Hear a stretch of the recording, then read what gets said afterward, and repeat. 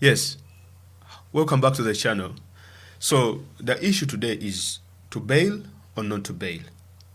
Now, what is happening today in Ugandan conversation or political conversation is the fact that we have been, as a country, dragged into a conversation of the right for bail or the right for one not to get bail. Now, this is a result of the background whereby two MPs that belong to Bobi Wine's party, for those of you who don't come from Uganda, known as the National Unity Platform, were charged with sponsoring murders that took place in a particular part of Uganda known as Masaka, where people were wielding machetes and killing people all over the place. Now, of course, every Ugandan, if you ask them that, did these MPs really have something to do with these entire murders, they will all say no. But why are they being charged then? Of course, we know these things are all politically motivated. But then, it has already shifted from machete wielding and murders, and now we are discussing the issue of bail. And now, what we are seeing apparently is that these people, they were granted bail by some of the courts, and then upon release, they were rearrested. Mind you, these are members of parliament that are being taken through this entire kind of stupid way of doing things. Now, Museveni recently came out and said that you shouldn't grant someone bail. You know, if at all they are murderers, why should you be giving people bail?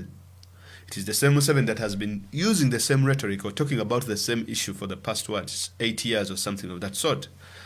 Now, the opposition, or the alternative government, led by Matthias Simpuga,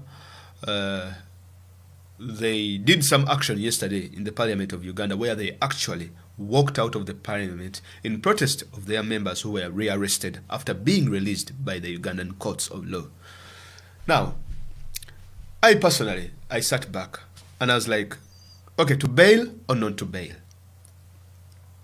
Then I thought, I was like, I don't think I'm going to play Museveni's game. Whereas we should condemn the arrest, the broad day arrest of such members of parliament and the manner in which they are arrested that is humiliating, that is degrading, and that strikes fear in so many individuals or so many people in the country. Because that is what it is meant to do. The reason as to why dictatorships hang people in public, the reason as to why dictatorships shoot people in public, it is to strike fear. Everyone knows that, right? Because you do that on one individual so that it sends a message to the rest of the individuals, send a shockwave, because that is what is political.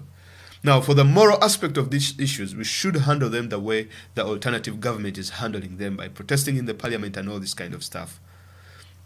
But then, on the analytical point of view that I'm here to address, is to show you something, the reason as to why these things are happening, that you might not have seen. And this thing is much bigger than most of us look at it in terms of bail, to bail or not to bail. And I'm so surprised that why are journalists in Uganda not analyzing these things and talking about them and being able to break them down?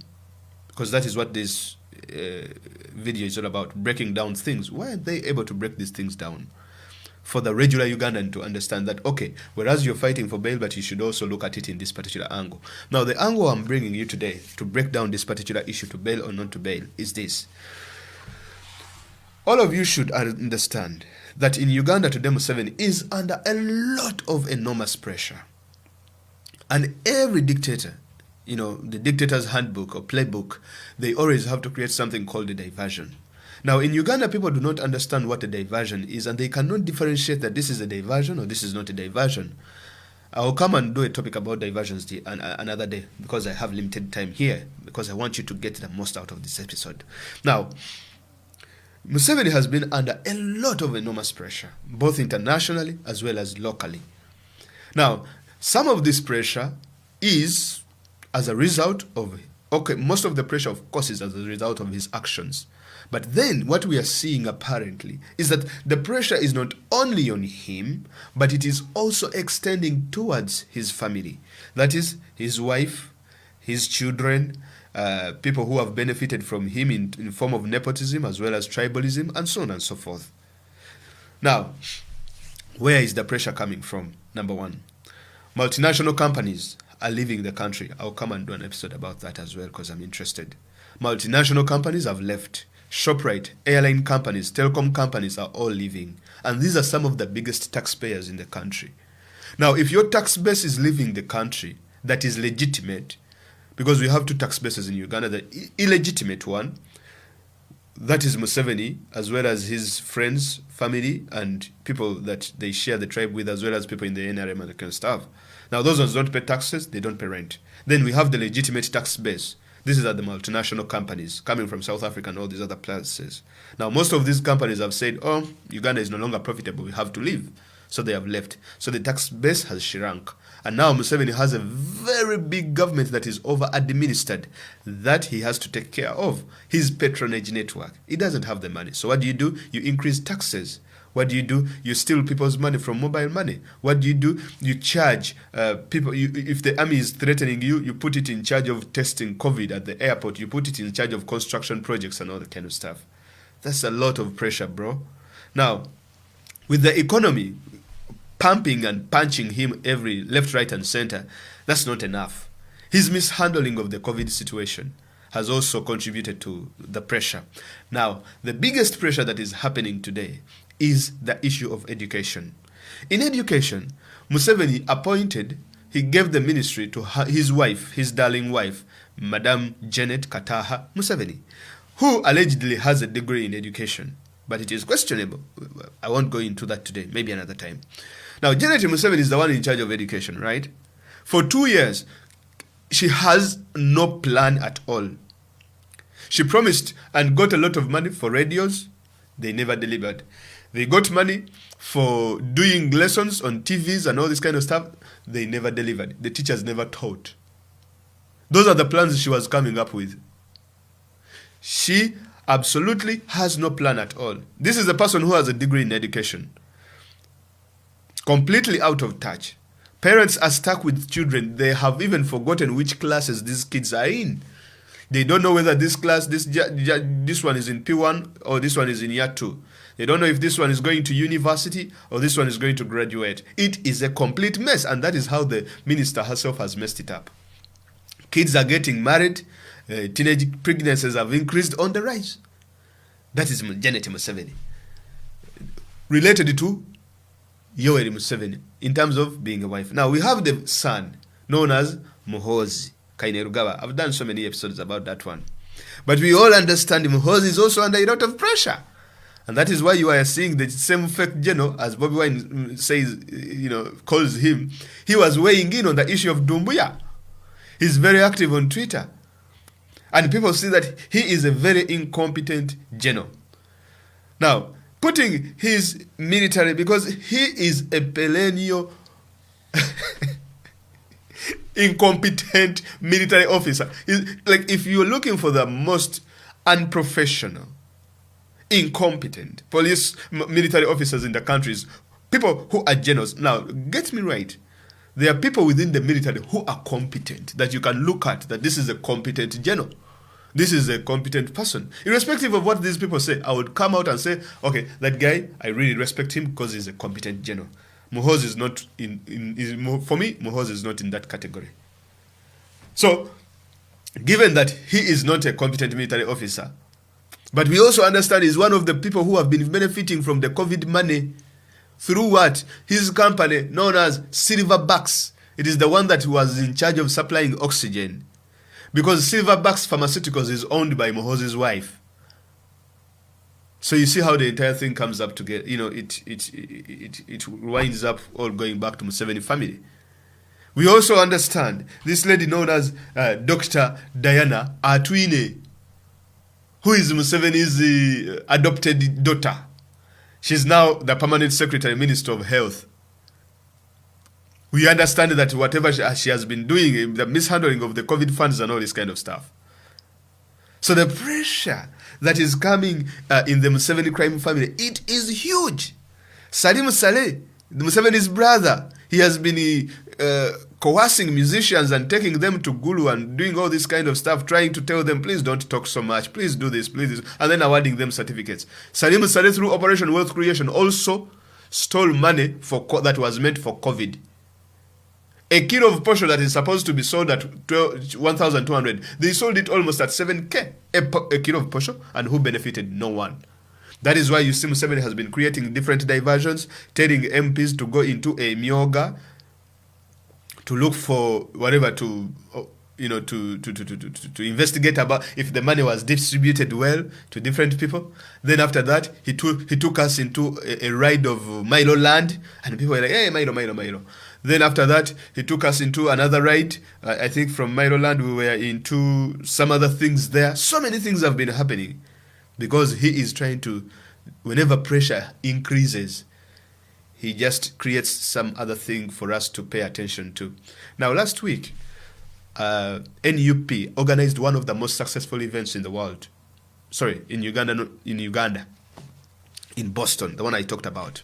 And what happened was this. In Boston, the event has been written about by DW, and even for the very first time, Ugandan local news agencies have covered it. Museveni saw that, NUP is getting back the show. NUP is doing this.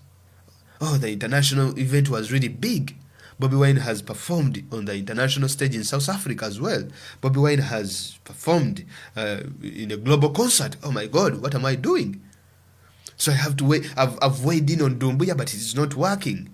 Now let me do this. Let me go and release Segirinya, but afterwards rearrest him so that I change the conversation. And that is where we find ourselves today. Because we are pushing hard. He is feeling the heat. Not only him, as well as his crime family. And so, what do? Bail or no bail? Now, I would ask you a question. You who is watching or listening. For example, now this is from an analytical point of view. Would Museveni be hurt more if at all he won the battle of people not to be granted bail? Or would it hurt him more if at all you pushed harder on his crime family or his people that he has appointed in different positions, like the Ministry of Education, people who are incompetent, like the Command of Land Forces, like Dr. Diana Atwine, the Permanent Secretary, because these people are not competent. They should be taken out of these forces, these places. Well, do you think when you push more on bail, Museveni would be hurt? No. But if you hold a successful event in the diaspora, that will get him panicky. If you decide to push harder on education and opening up schools, he will do whatever he can. Pangas, machetes are open. Because at times I even feel sorry that if we push harder, machetes will be coming out, kidnappings will be coming out, and people, creating that sort of stuff. The reason as to why Museveni does it in broad daylight with cameras all over the place is for people to talk about it, is for him to control the narrative, is for him to control the information. Now, what should we do? As the public, we should keep on course. Push the mishandling of schools and all this kind of stuff in the Ministry of Education, the mishandling of COVID funds, Salim Saleh and all this kind of stuff. Push that. The issue of bail should also be pushed by our lawyers. Number one, we can talk about it and jump onto it, a couple of times because it's not going to end. This is Museveni's trick, right? Then, also our fellow MPs should help in that particular field of fighting for their fellow MPs, which the alternative government has done very well. That is their role. You get it? And now for us, we should just continue pumping Janet Museveni, pumping Salim Saleh, pumping Muhoozi Kainerugaba. Because these are the people Museveni has fronted to the world that they are going to succeed him. So by you going on the attack against them, it really disrupts his entire mathematics in this entire political game. Because that is what we are doing today. It is a game. Because now, all of a sudden, it is a bail talk. No one is talking about the event that happened in Boston, the successful event that Ugandans held, the successful protest that took place at the United Nations General Assembly. I haven't seen a program in Uganda that is talking about this particular event. Why? Because when you talk about that, it will reinstill energy. It will reinstill momentum in Ugandans back home that are fighting to take the dictatorship out. Those are my 2 cents for today. Think about it. To bail or not to bail. Now, if at all Museveni wins and says, okay, I don't want people to be bailed, well, would you like not have expected it, or would you have expected it? And also one last thing before I leave. To bail or not to bail, it is not targeting.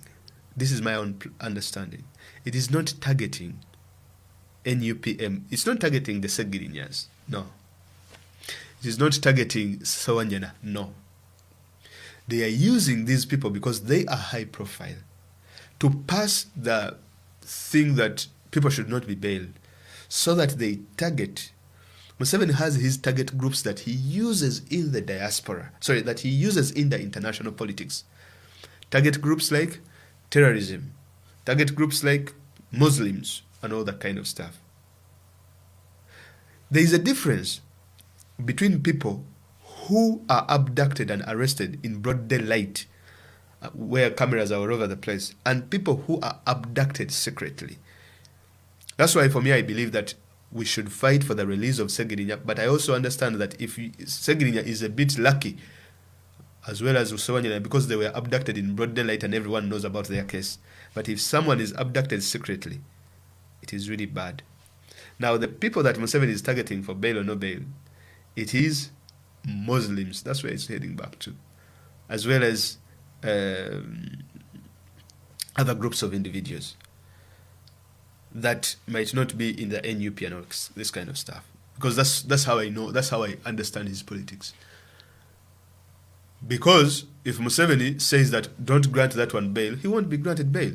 Jamil Mukulu was not given bail. So many people have not been given bail in the country. But now why bring back this conversation? To bail or not to bail? You choose. Thank you very much for listening. Subscribe, leave your comment on what you have to say on this particular issue. Let us meet in the next one. Have a blessed day. Bye-bye.